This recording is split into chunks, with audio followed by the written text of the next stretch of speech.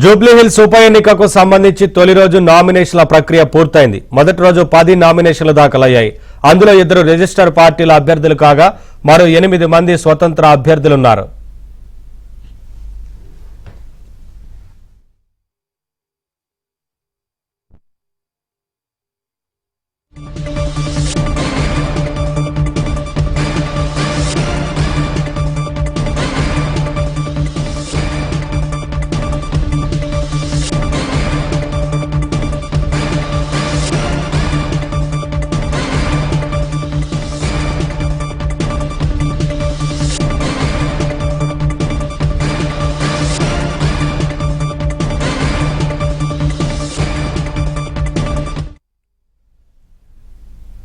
ఇరవై 21వ తేదీ వరకు నామినేషన్ల దాఖలకు అవకాశం ఉంటుంది.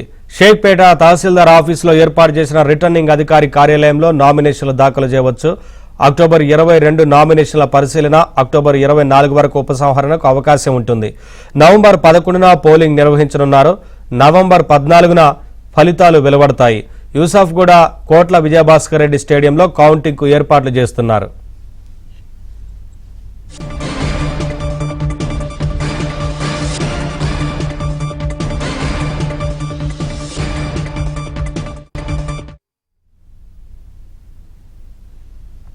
తెలంగాణ ఎన్నికల కమిషన్ను బీఆర్ఎస్ బృందం కలవనుంది. జూబ్లీహిల్స్ నియోజకవర్గంలో నకిలీ ఓట్లపై ఈసీకి కేటీఆర్ ఫిర్యాదు చేయనున్నారు. ఓటు చోరీ జరుగుతోందని బీఆర్ఎస్ ఆరోపిస్తోంది.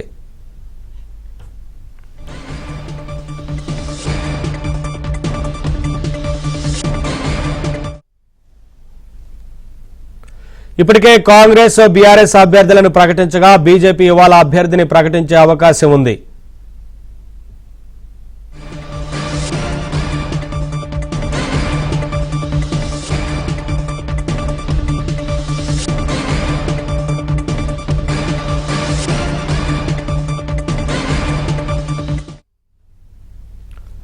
అప్డేట్స్ మా ప్రతినిధి నుమాన్ అందిస్తారు.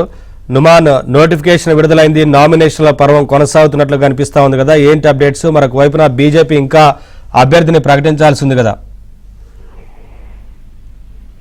నవీన్, తొలి రోజు నామినేషన్ల ప్రక్రియలో దాదాపు 10 మంది నామినేషన్లు దాఖలు చేశారు. అందులో 2 రిజిస్టర్ పార్టీల అభ్యర్థులు కాగా 8 మంది నామినేషన్లు స్వతంత్ర అభ్యర్థులు దాఖలు చేసినటువంటి పరిస్థితి ఉంది. సో ఈ నేపథ్యంలో ముఖ్యంగా ఇందులో ఉప ఎన్నికల బరిలో త్రిపురార్ రీజనల్ రింగ్ రోడ్ బాధితులు కూడా ఉన్నారు. సో రీజనల్ రింగ్ రోడ్ బాధితుల తరఫున మొదటి నామినేషన్ ను వేముల విక్రమ్ గౌడ్ అనే స్వతంత్ర అభ్యర్థి దాఖలు చేశారు. ఆ త్రిపురార్ బాధితులకు మద్దతుగా ఏదైతే రైతు సంఘం రాష్ట్ర అధ్యక్షుడు వేముల విక్రమ్ గౌడ్ నామినేషన్ దాఖలు చేసినటువంటి పరిస్థితి ఉందని చెప్పవచ్చు. సో మరోవైపు ఏదైతే ఒకే అడ్రస్ పై భారీగా ఓటర్లు నమోదు మీద ఇటు జిల్లా ఎన్నికల అధికారి ఆర్వి కర్ణన్ కూడా స్పష్టత ఇచ్చారు.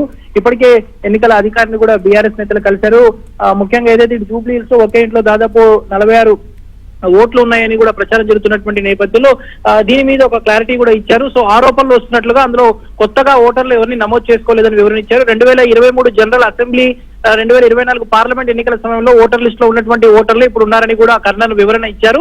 ఒక అడ్రస్ పైన అపార్ట్మెంట్ లో దాదాపు 15 ఫ్లాట్స్ ఉండడంతో భారీగా ఓటర్లు ఉన్నట్లు కనిపిస్తుంది. కాబట్టి 2023 నుంచి అక్కడ కొత్తగా ఏం ఓట్లు మార్చలేదంటూ కూడా ఆర్వి కర్ణన్ వివరణ ఇచ్చినటువంటి పరిస్థితి ఉందని చెప్పవచ్చు. సో మొత్తానికైతే 3 గంటల వరకు దాదాపు 10 మంది స్వతంత్ర అభ్యర్థులు నామినేషన్లు దాఖలు చేశారు. ఇక 16వ తేదీన దాదాపు 50 నుంచి 100 మంది వరకు త్రిపులార్ బాధిత రైతులు నామినేషన్లు దాఖలు చేసేటటువంటి అవకాశం ఉంది. ఇక 15వ తేదీన బీఆర్ఎస్ అభ్యర్థి నామినేషన్లు దాఖలు చేస్తారు. ఇక 20వ తేదీన నవీన్ యాదవ్ కూడా కాంగ్రెస్ పార్టీ తరఫున నవీన్ యాదవ్ కూడా నామినేషన్ దాఖలు చేసే అవకాశం ఉంది. 21వ తేదీన నామినేషన్ల గడువు ముగుస్తుంది. 22వ తేదీన నామినేషన్ల పరిశీలన జరుగుతుంది. ఇక 24వ తేదీన ఏదైతే నామినేషన్లకు సంబంధించినటువంటి స్కూటీ ఉపసంహరణ కూడా ఉంటుంది. కాబట్టి ఇప్పటికే ఇటు ఎన్నికల సంఘం తరఫున పకడ్బందీగా ఏర్పాట్లు చేశారు. షేక్పేట లో ఉన్నటువంటి రిటర్నింగ్ అధికారి కార్యాలయంలో అయితే ప్రస్తుతం నామినేషన్ల ప్రక్రియ అయితే కొనసాగుతుంది. 21వ తేదీన మధ్యాహ్నం 3 వరకు జరగనున్నటువంటి నామినేషన్ లో మాత్రం పెద్ద ఎత్తున ఈసారి మాత్రం స్వతంత్ర అభ్యర్థులు ఈ ఎన్నికల బరిలో నిలిచేటటువంటి అవకాశం అయితే కనిపిస్తుందని చెప్పొచ్చు. Naveen, thank you Numan.